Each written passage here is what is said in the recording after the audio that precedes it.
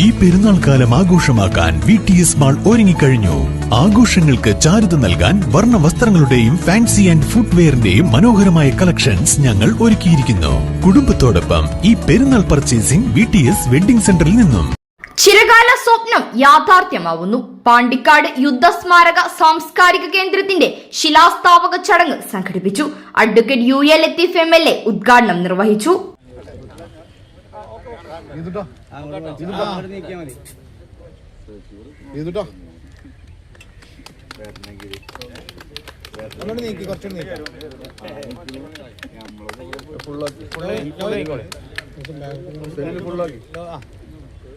MLAയുടെ ആസ്തി വികസന ഫണ്ടിൽ നിന്നും ലഭിച്ച 25 ലക്ഷം രൂപ വിനിയോഗിച്ചാണ് മൊയ്തുണ്ണിക്കുളത്തിന് സമീപത്തായി യുദ്ധസ്മാരക സാംസ്കാരിക കേന്ദ്രം നിർമ്മിക്കുന്നത്.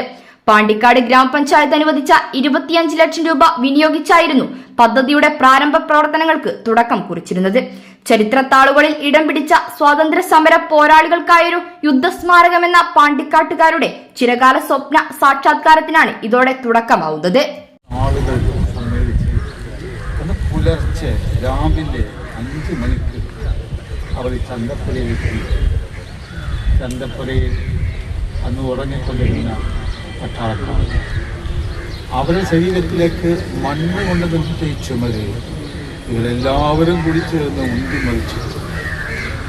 ഏകദേശം 50 ലക്ഷം വന്ന പട്ടാളക്കാർ അവിടെ മരിച്ചു. അതിൽ ക്യാപ്റ്റൻ അവരെയും ജോൺ അവരെയും ഉൾപ്പെട്ടിരുന്നു. അതോടുകൂടി ഈ ജനങ്ങൾ ഈ പട്ടാളത്തെ ആക്രമിക്കാൻ ശ്രമിച്ചപ്പോൾ തിരിച്ചുണ്ടായ ആക്രമണം സഹിക്കാൻ സാധിക്കുമോ? അവരുടെ കയ്യിലുള്ള മിഷൻ ഗണ്ണുകളും വെടിക്കോപ്പുകളുമെല്ലാം ഈ ജനങ്ങൾക്ക് നേരെ പ്രയോഗിച്ചു. ഇവിടുത്തെ ഒഫീഷ്യൽ കണക്കനുസരിച്ച് 234 ആളുകളാണ് അന്ന് അവിടെ മരിച്ചത്. പക്ഷെ ചരിത്രം പറയുന്നത് മരിച്ചവർ അതിനേക്കാൾ എത്രയോ അധികമായിരുന്നു.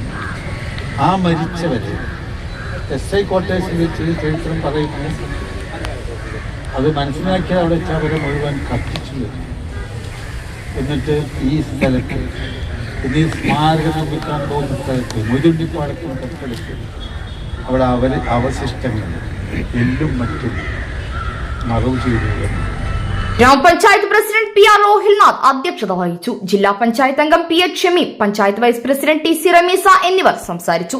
സ്ഥിരം സമിതി അധ്യക്ഷരായ PT Sharif, KT Girish Babu, secretary Muzaffar, block panchayat അംഗങ്ങൾ, ഗ്രാമപഞ്ചായത്ത് അംഗങ്ങൾ, രാഷ്ട്രീയ പാർട്ടി പ്രതിനിധികൾ എന്നിവർ പങ്കെടുത്തു. News bureau, Pandikkad.